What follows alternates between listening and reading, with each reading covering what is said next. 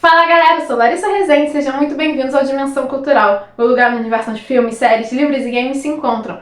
E hoje nós vamos retornar para Hogwarts para falarmos sobre Harry Potter. Chegamos à terceira parte das curiosidades sobre o mundo de Harry Potter e agora nós vamos falar de algumas informações mencionadas nos últimos livros. Lembrando que essas curiosidades são de fato coisas que já apareceram no livro, mas por não serem importantes para o andamento da narrativa, elas não são citadas no filme.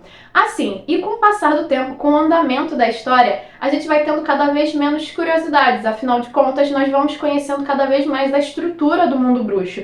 Mas o Enigma do Príncipe e as Relíquias da Morte trazem curiosidades ainda bem interessantes. E aproveita e já deixa o like nesse vídeo, não se esqueça de se inscrever no canal e ativar o sininho, pois a sua participação é muito importante nessa dimensão. E a primeira curiosidade é justamente o momento mais sensato do Fudge ao longo de toda a história. Afinal de contas, ele vai reconhecer a inocência de Sirius Black após a batalha no Ministério da Magia. Exatamente. E na verdade eu acho que é uma curiosidade bem válida e que deveria ter sido mencionada no filme e que acabou não sendo, mas em um momento muito rápido, logo no início de O Enigma do Príncipe, ele vai reconhecer que ele estava caçando o criminoso errado. Além disso, você sabia que o sabor favorito de geleia do Dumbledore é a Mora?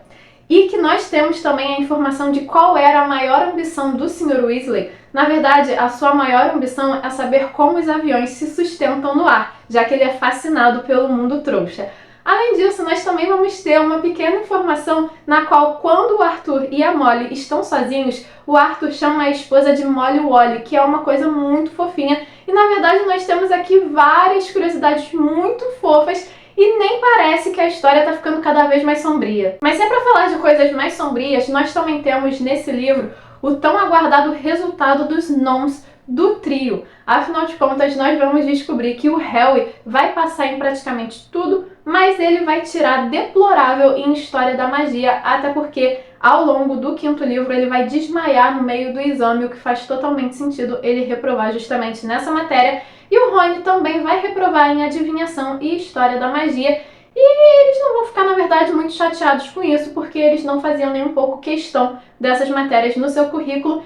Mas a Hermione, ela vai tirar a categoria ótimo em praticamente todas as matérias, menos em Defesa contra as Artes das Trevas. E ela vai ficar extremamente decepcionada, achando que uma nota um nível mais baixo, tá? Porque não é o caso dela ter tirado uma nota ruim, ela só tirou um nível mais baixo do que ótimo, ela vai achar que isso vai ser assim uma falha enorme no currículo dela. Mas uma outra informação muito interessante em relação aos nomes é justamente sobre a avó do Neville.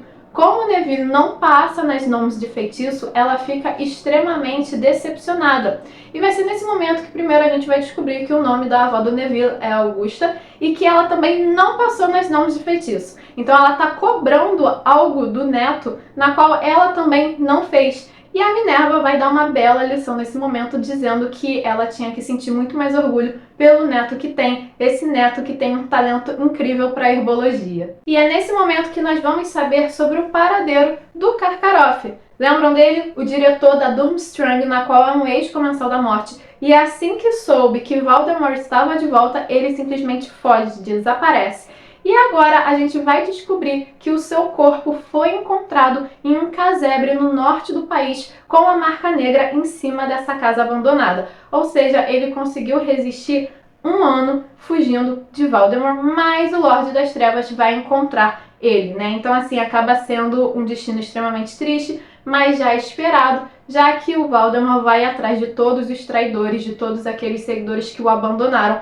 após a sua queda. E o negócio tá ficando meio complicado, meio sombrio. Acho melhor a gente voltar para as curiosidades mais fofinhas. E é no sexto ano que os alunos vão conhecer na aula de poções a tão famosa e cobiçada Felix Felicis, e a gente vai descobrir que o próprio professor Slughorn já tomou essa poção 2 vezes na sua vida. Aos 24 e aos 57 anos, foram 2 colheres de sopa no café da manhã e ele teve basicamente o dia perfeito. Além disso, nós vamos ver também que as senhas do escritório do Dumbledore estão mudando constantemente, mas se pararmos para notar, elas vão ter sempre o mesmo tema, que são sobremesas. Nós tivemos já como senha delícia gasosa, bomba de caramelo, pastéis de banana, o famoso torta de limão e até mesmo torrão de barata. E uma das maiores revelações da saga vai ocorrer em O Enigma do Príncipe, quando em uma conversa com a professora Trelawney, o Harry vai descobrir que o Comensal da Morte, que ouviu às escondidas a conversa dela com o Dumbledore e, consequentemente, a profecia sobre o Harry, foi o próprio Snape. E eu acho que essa é uma informação importantíssima que, de fato, deveria estar no filme e não esteve, né? Eu acho que acaba sendo uma falta aí, porque é muito importante para a narrativa.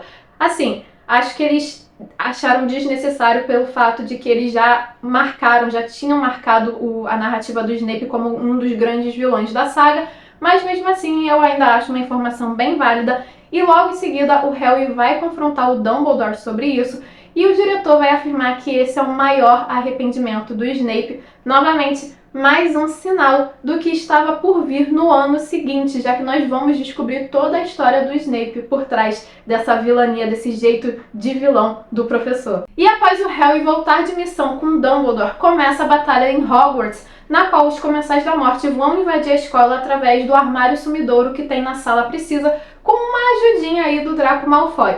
E assim, logo depois dessa batalha, a gente vai descobrir, na verdade, como a batalha começou, algo que a gente também não vê no filme. Na verdade, quando todos estão na ala hospitalar, porque o Gui foi mordido pelo Greyback, né, logo após a morte do Dumbledore, todo mundo vai contar como essa batalha começou, e nós vamos descobrir que o Rony, a Hermione e a Gina tomaram o restante da Felix Felicis para conseguir ter sorte, né, para conseguir trazer um certo avanço para a batalha. Assim, eles sobreviveram, eles conseguiram lutar e, mais do que isso, eles conseguiram comunicar a outros estudantes e professores da escola que a escola tinha sido invadida. E no final desse ano letivo, a Hermione vai descobrir o maior mistério do sexto livro, que é justamente quem foi o príncipe mestiço. Óbvio que não é novidade para ninguém que foi o Snape, isso é revelado também no filme, mas o que não mostra no filme é o desenvolvimento desse raciocínio, na qual a Hermione vai começar a pesquisar as famílias bruxas e vai achar uma bruxa chamada Aileen Prince, na qual é a mãe do Snape. Ela se casou com um trouxa, Tobias Snape, e isso faz do Snape um mestiço. Como o pai era possivelmente negligente e até violento com o filho, justamente por não aceitar esse negócio de bruxaria, o Snape foi se aproximando cada vez mais da família da mãe, se identificando cada vez mais com a sua ascendência bruxa. E por conta disso, ele vai criar um apelido com base no sobrenome de solteira da mãe, que seria Prince, né, na tradução príncipe. Daí veio o termo príncipe mestiço. Já em As Relíquias da Morte, nós também temos algumas curiosidades, a começar pela cena mais impactante do filme, que é justamente quando a Hermione apaga a memória dos pais. Isso não acontece dessa mesma forma no livro. Na verdade, no livro é deixado bem claro que ela não usou um feitiço da memória como o Obliviate, por exemplo, que realmente apagou todas as informações da mente dos pais, mas sim que ela alterou um pouco a memória deles para que eles não se lembrassem que tinham uma filha. Então não foi necessariamente um feitiço de memória utilizado, e o livro deixa bem claro que a primeira vez que Hermione utiliza de fato um feitiço da memória é quando eles são atacados na lanchonete trouxa logo após fugirem do casamento do Gui e da Fleur. Além disso, nós também vamos descobrir que o Rony disfarçou o vampiro que vive no sótão da Toca como ele próprio e fingindo que ele estava doente como uma justificativa dele não voltar para Hogwarts. Ou seja, os seus amigos, né, os amigos do Harry, se prepararam para acompanhá-lo nessa aventura de caçar as Horcruxes. E por falar em Horcrux, nós temos a informação de que lá no sexto ano, antes de retornar para casa, a Hermione pegou todos os livros relacionados a Horcrux que tinha na biblioteca de Hogwarts, e é nesse momento que a gente vê uma evolução no estilo rebelde da bruxa, pois antigamente ela nunca faria esse sacrilégio com os livros da biblioteca da escola, mas vai ser nesse momento também que nós vamos descobrir que existe todo um processo para reverter uma Horcrux. E na verdade, esse feitiço é revertido pelo remorso. A pessoa precisa se arrepender de verdade de tanto mal que fez, de tantas mortes que carregam, mas esse processo é tão doloroso que poderia destruir a pessoa no meio desse processo. Ou seja, obviamente, o Voldemort nunca teria uma Horcrux revertida, pois ele nunca se arrependeria do mal que fez. Só que antes de partirmos para a aventura, o Harry vai fazer 17 anos e, obviamente, a Molly não vai deixar passar esse aniversário tão especial em branco. Por conta disso, vai ocorrer uma festa de aniversário em que o bolo do Harry vai ser no formato de pomo de ouro, e isso é muito fofinho, e nós teremos alguns presentes também. Por exemplo, o Rony vai dar para o Harry um livro chamado 12 Maneiras de Encantar Bruxas, para ele conquistar as garotas. E a Molly vai dar para o Harry um relógio que pertencia ao seu irmão, até porque é tradição no mundo bruxo que, ao completar 17 anos, um bruxo ganha um relógio. Mas como a história está ficando cada vez mais sombria e estamos chegando na reta final do grande embate entre o Harry e Voldemort, nem tudo são flores. E é por conta disso que o trio vai precisar fugir e se esconder, e nesse primeiro momento eles vão para o Largo Grimmauld, a casa dos Sirius, e assim eles vão receber uma mensagem no formato de patrono do Arthur Weasley, avisando que ficou todo mundo bem depois do casamento, né, depois do ataque lá do casamento, e é nesse momento que a gente descobre que o patrono do Arthur é uma doninha. Além disso, quando o trio descobre quem de fato é R.A.B., a gente também vai descobrir que o Régulo, o irmão do Sirius, ele jogava no time de quadribol da Sonserina como apanhador. Essa informação vai chegar até nós justamente porque o Harry vai entrar no quarto do Régulo e vai ver uma foto do time de quadribol da época.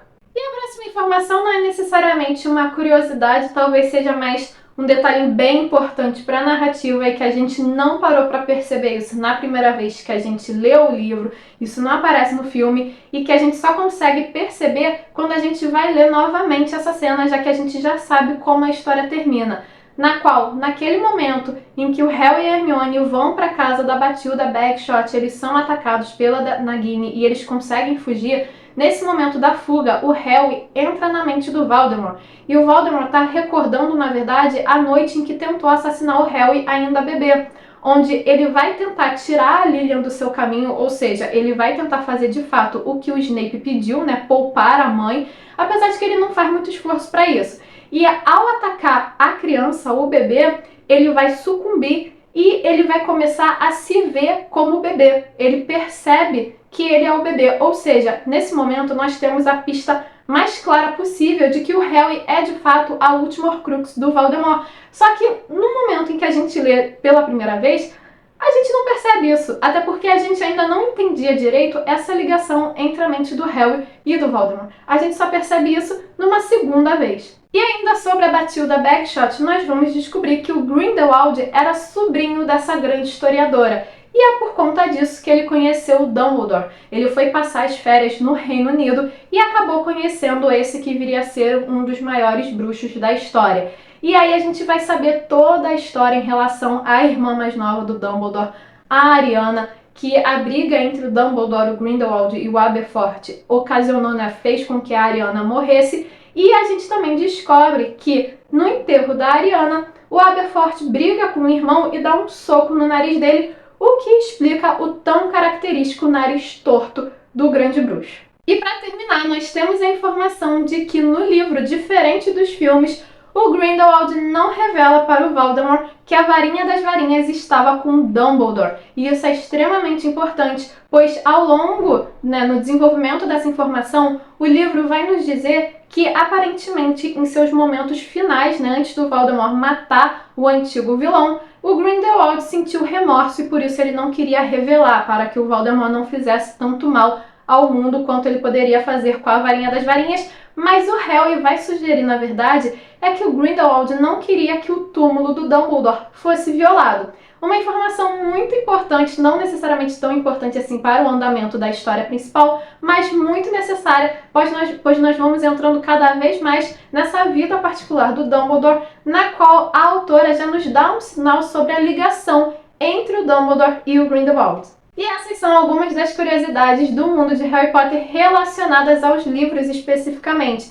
Obviamente nós temos uma série de curiosidades que foram reveladas posteriormente pela J.K. Rowling, principalmente no antigo Pottermore, que hoje é o Wizard World, mas em relação aos livros nós temos essas curiosidades que são detalhes, informações que nos trazem ainda mais detalhes e enriquecimento para a história. Além de serem informações muito fofinhas, porque eu ainda tô parada ali na curiosidade de que o Arthur chama a Molly de Molly Wally, que essa definitivamente é a curiosidade assim mais fofinha de toda a saga. Mas e vocês? Já conheciam essas curiosidades? Não? O que acharam? Qual dessas informações vocês acham que deveriam estar nos filmes? Deixem a opinião de vocês aqui nos comentários e não se esqueça de curtir esse vídeo e de se inscrever no canal para continuar acompanhando as nossas aventuras. Nos vemos na próxima!